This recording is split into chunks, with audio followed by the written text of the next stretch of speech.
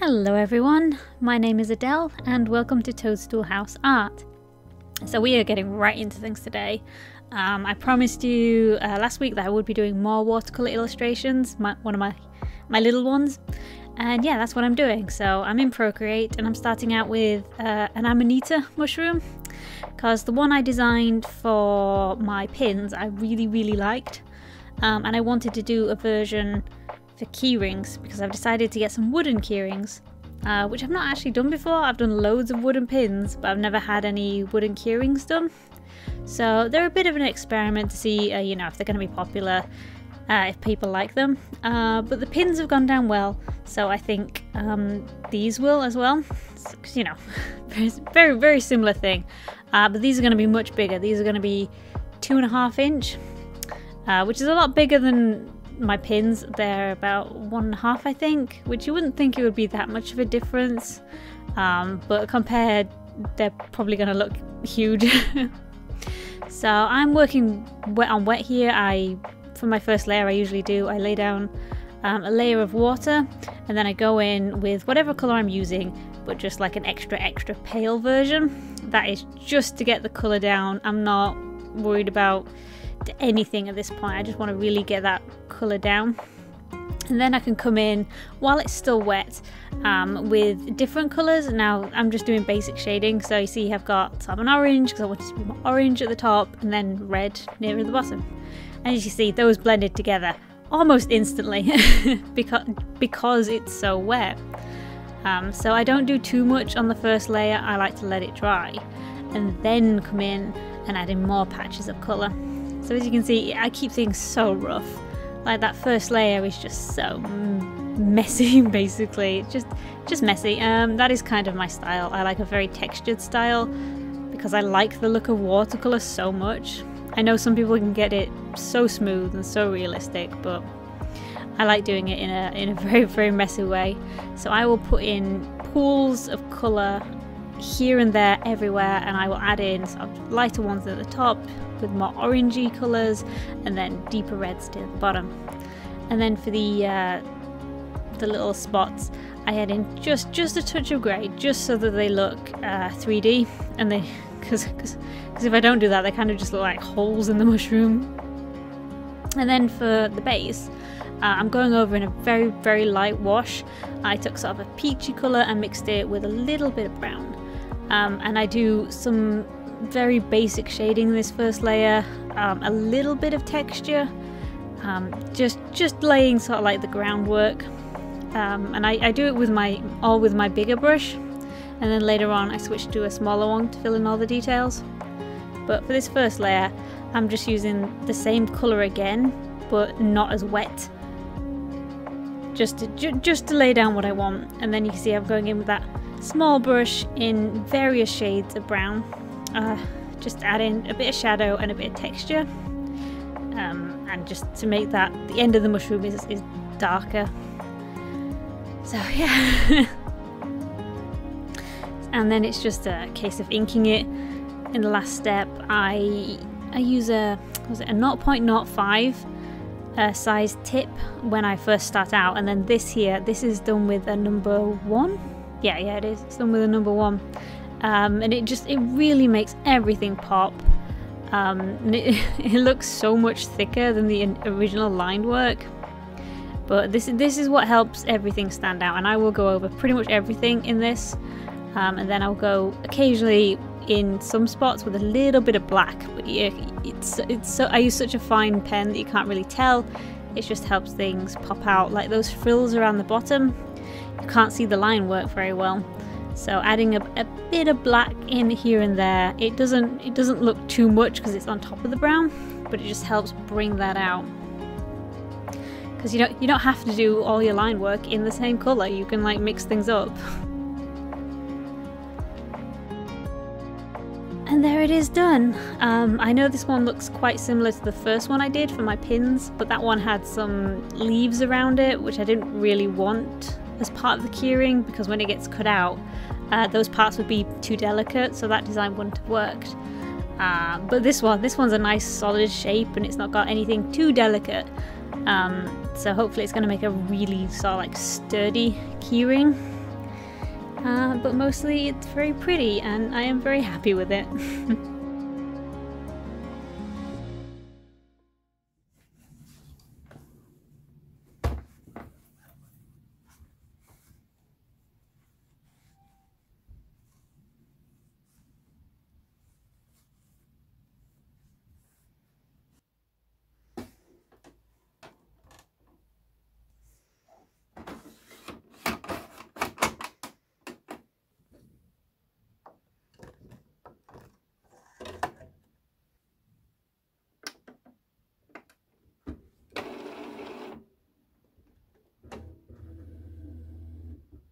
Okay, so I got my computer back off my brother. It is working, but this is what the corner looks like now. It's all taped up because there's only a tiny crack there, but it's caused like so much problems on the inside. That is just for the printer, because since we updated our internet, the printer doesn't want to be wireless anymore.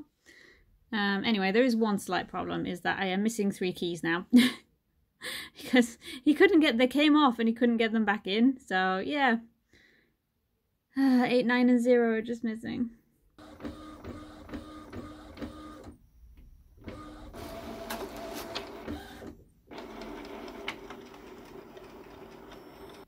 Anyway, it's a good job he fixed my computer, because I've just got an order for a custom mug.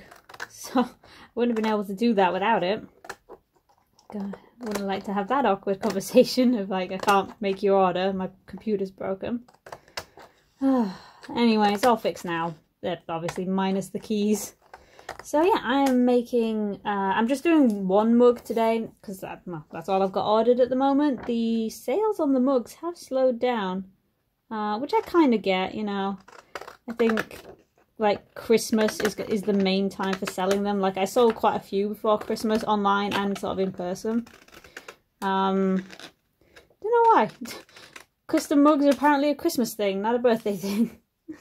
So yeah, I'm doing the Toadstool house, which is like the one everyone goes for. It's either this one or the cow.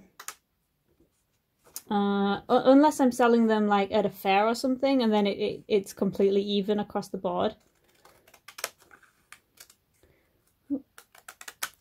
Okay, I've got my designs, got my mug, tape. There we go. So I'm just going to line up my design by using the squares on my cutting board, because I find that the easiest way. There. And then yeah, we just stick it on with a couple of pieces of heat-proof tape. Ugh, not that piece, that's got a hair on it. Basically, you don't want any anything that could possibly stick to the ceramic, because the way sublimation works is that the polymer coating gets heated up and it sort of opens the pores of it, and then that absorbs the ink, so it sticks. It becomes part of the mug. So if you have like any dust or hairs or anything, they could also end up getting sucked in. So yeah, I tend to just like kneel down and line it up that way.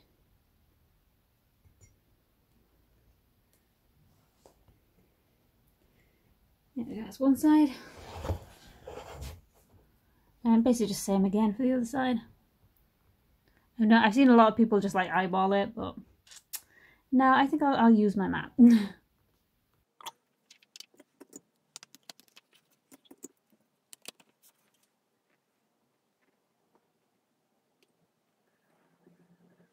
Okay, as soon as this beeps, we'll be ready to go. Oh, there we go. Alright, that's up to temperature. It's really easy to do this because the temperature is 180 and the time is 180. So, but it's all preset from last time I was here. Slot it in. And there we go. So the key thing to remember is that the temperature will drop when that mug goes in, because the mug is cold. So wait for it to go down and then you press the timing button. Because I found if you press the timing button too fast, it still thinks it's at full temp, and it won't start counting down properly. So you wait for the temperature to drop, then you press the button, and then it will wait for the temperature to come back up, and then it will start counting from there. So I have, yeah, we wait till it gets back up, and then it's 180 seconds. Oh, that mug's cooking. Did I mention I got a new tablecloth? Like, I realised it just sort of popped into the last vlog, and I didn't really mention it. But, because this has like a heat-proof mat underneath, and it is just this sort of very dark brown colour, and I didn't think it was making my videos look very good. So yeah, I got this, just an oilcloth one with this wood effect, which I think is really nice. I realise I am sort of swapping one brown out for another brown, but I still think this looks a lot better. Because I want my videos to look a little prettier. So like today I've got my mug machine sat on just like a placemat. And so that I don't get any dents in my tablecloth. So I'm definitely going to have to do that with the mug. No, this is the mug press. With the heat press, because that has, for some reason, for that, as heavy as it has the tiniest feet. They're like that. So they leave big, well, little dimples all in the table. So yeah, I'm going to have to start remembering to pop it on here. Because I would like this cloth to last as long as possible, really.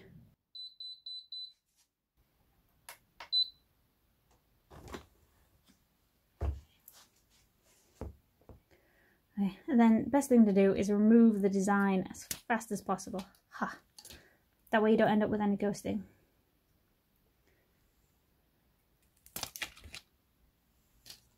Ooh. Okay. That hasn't gone through very well. No, I'm gonna have to print another one. But hold on, let me bring you up.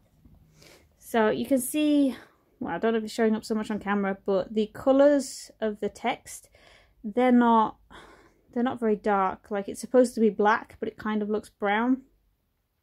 That probably means that it's the printer, not the press. I probably just need to do, a head cleaning. I didn't think about that. I probably should have done that first, before I started printing.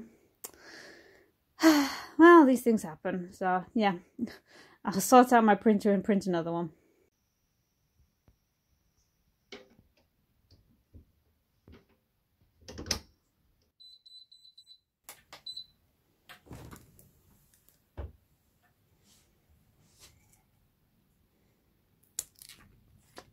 Okay, that's much better. That's more like it. Okay. Whew. And the other side. The other side is good too. Ah, good. So yeah, I hope it shows up, but you can see it's a lot more black now in the writing. Hold on. I'll get the other one and we can compare it. Okay, so that's the old one. And as you can see, the writing is faded, but so is the design. So if you compare it to this one, if it'll focus. Hold on. Yeah, this one looks a lot better. This one's a little bit pale. The writing came out brown instead of black, whereas this one just came out that nice black. There it is. So yeah, these things happen. It was my fault really, because I just plugged the printer in and got going with it. I didn't do what I know I have to do, which is always do a print test first, and I didn't do it. God, I was just thinking I want to get this posted out soon, so yeah, my fault. Still, it's all done now, and I can package this up and get it out to them. Okay, while I'm out here, I know I've got an order for a Highland cow pin, so I'm just going to package that up. And oh yeah, my new business cards came. I know they're not going to look much different, but this paper is actually a lot nicer. I'll have to try and grab an old one, but it's a lot nicer.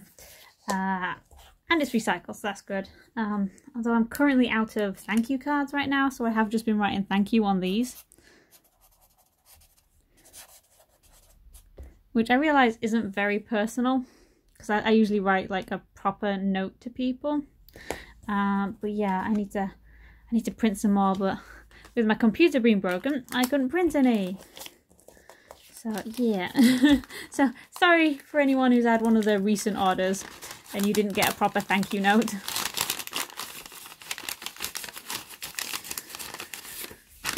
But yeah, I can't help it.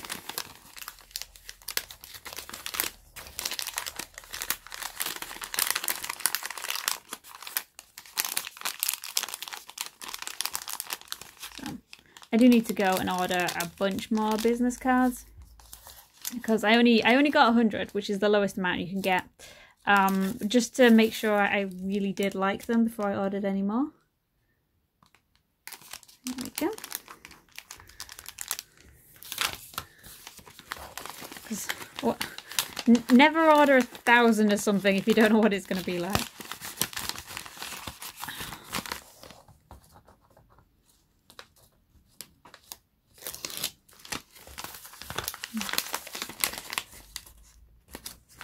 Okay, that's that done. Actually, I'll put a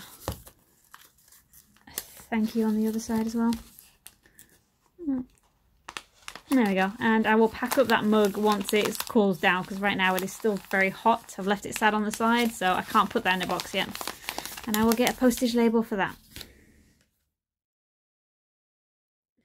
Okay, so I got some post today, and it was all frog stuff from various packages. So I've got these. These are actually like little handbags. And basically what this is for is when I do my big convention next month, I booked a retailer table, not an artist table, which means I get to buy things and sell them. So I don't just have to do only artwork. I can do a mix of artwork and then other stuff.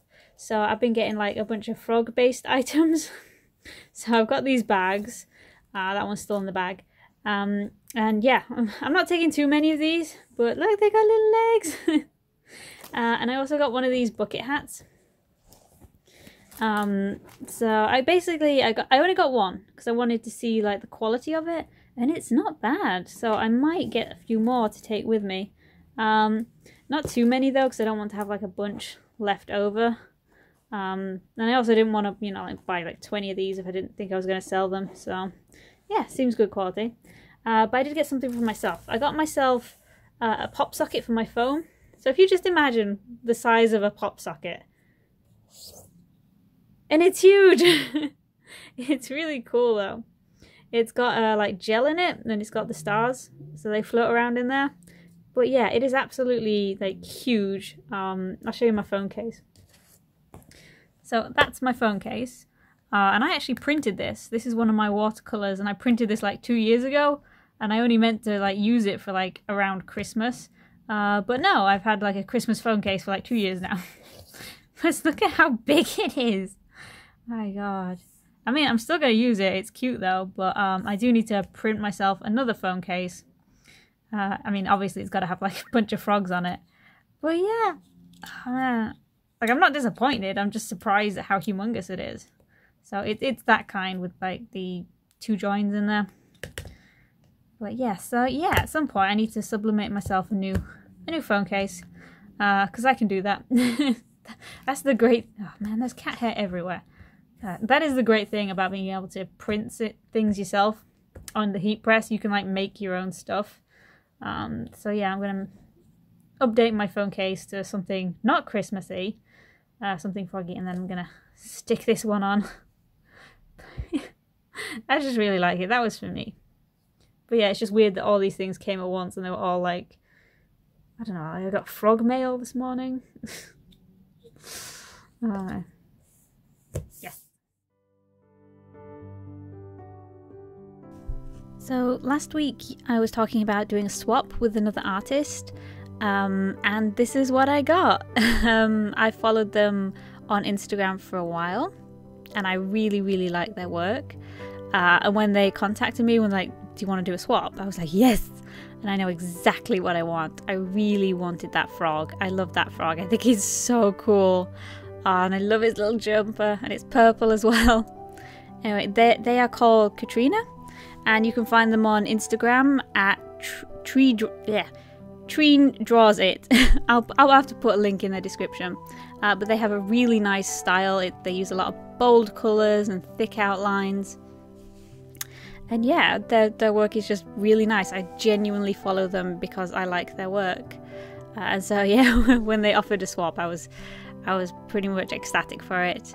Because I've had my eye on that frog for a while now, and I've almost bought it several times. And then when they brought out these mushies, these are part of their, I think, Valentine's collection. Like it was between this one and another one I had to pick. I picked that one. But yeah, they're really cute. So yeah, if you are interested, please go look at their work.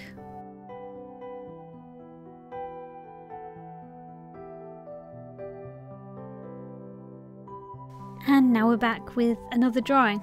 So this mushroom, which I don't think I mentioned, I'm doing a series of mushrooms for these key rings, so that they're all going to be mushroom based.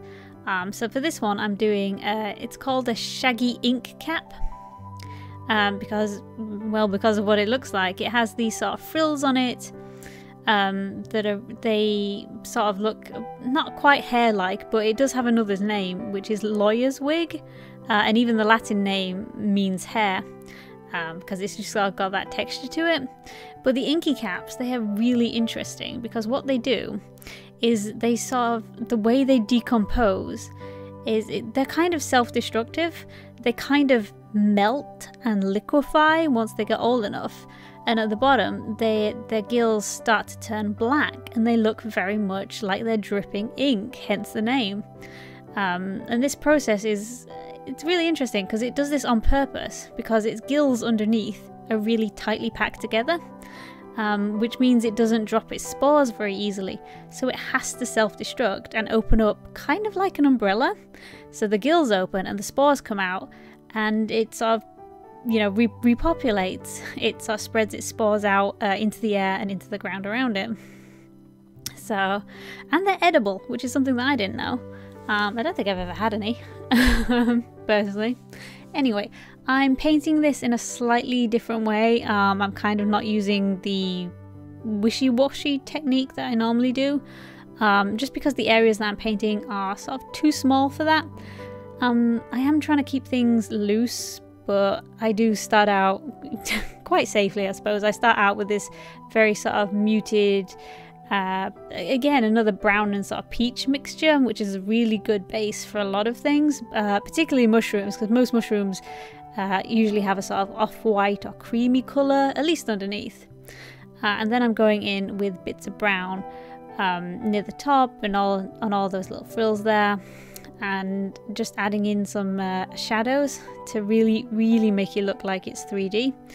And I'm using quite a tiny paintbrush to get into all those sort of like nooks and crannies, but I still try and keep my paintings kind of loose, and I usually work with very wet paint, and I will wait for layers to sort of, you know, partially dry, which it's a good way, I think, to add in texture but still be able to blend, and then if I ever want to add in more detail, I will wait for the layers to dry.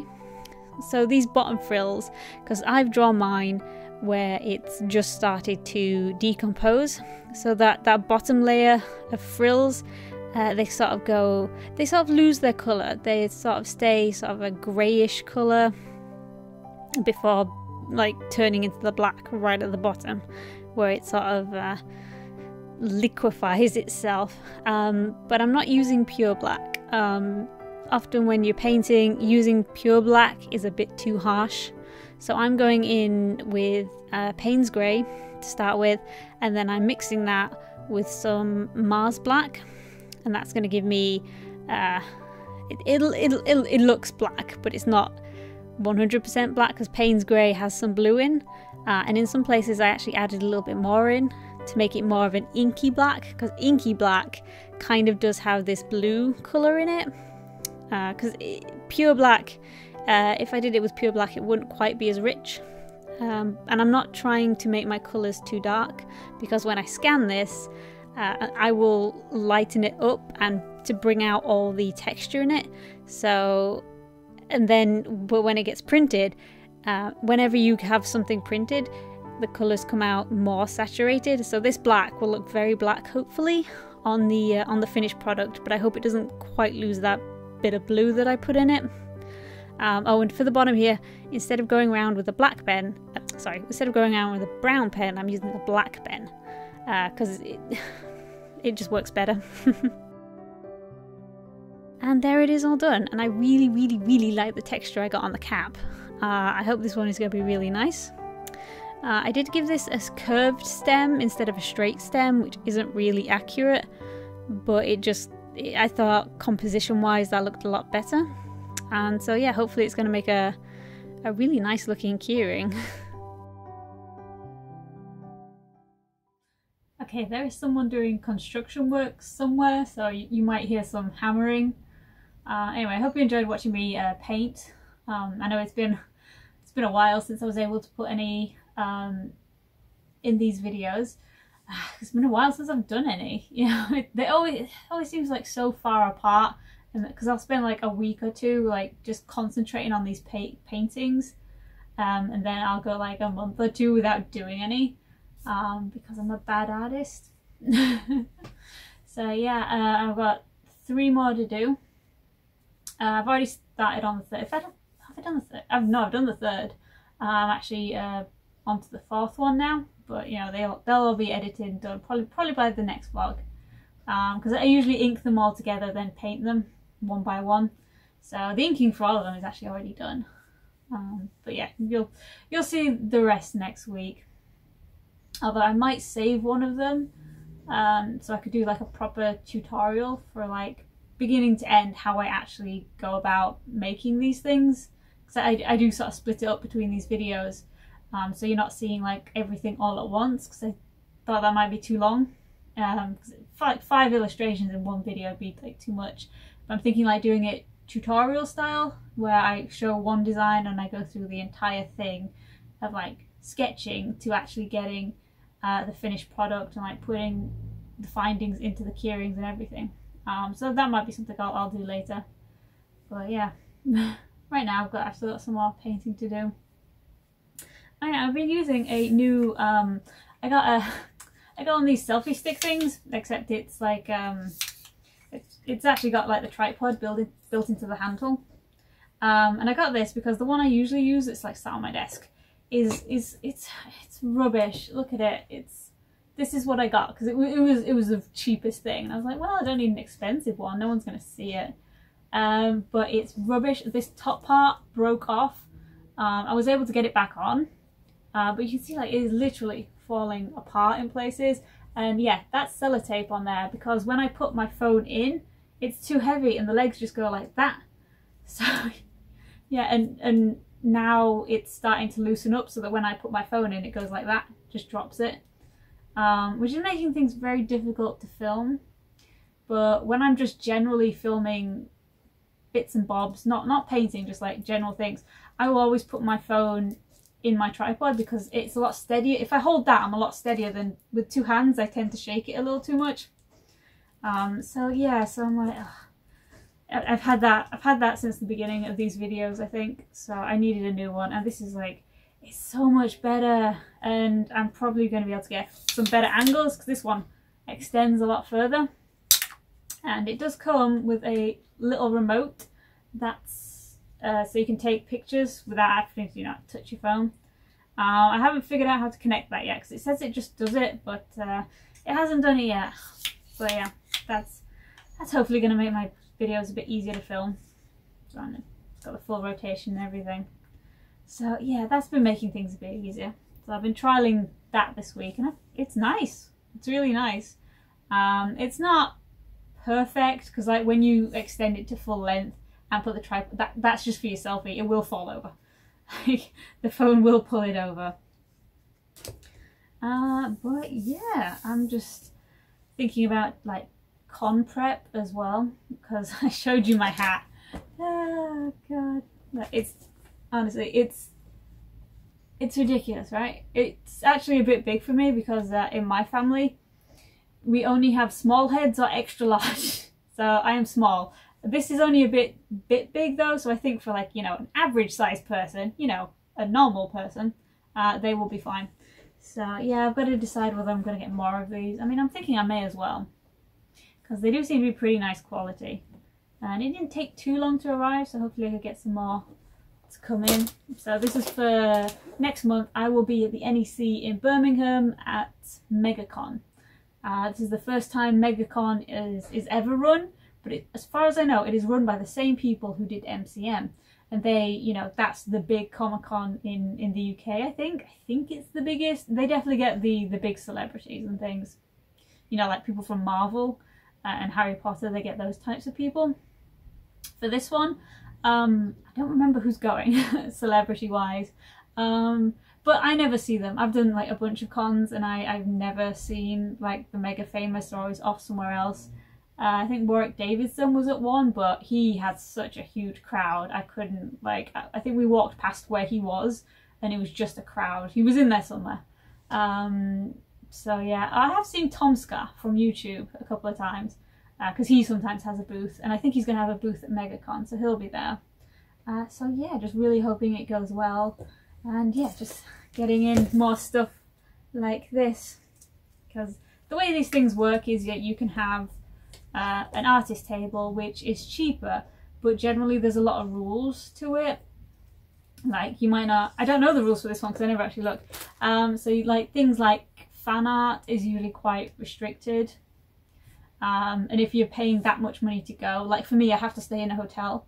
If I'm paying that much money to go, I want to take and sell as much as possible. So it does mean I have to pay for a retailer table, which is like several hundred more, but I can take more stuff, you get more space and you're likely to sell more. And I picked my table recently, and I just got one of the end of rows because there's like 3 rows of rows and I'm on like the in between like the second column and I'm right on the end. So hopefully that's gonna be good because I'll get lots of like people passing me by in both directions.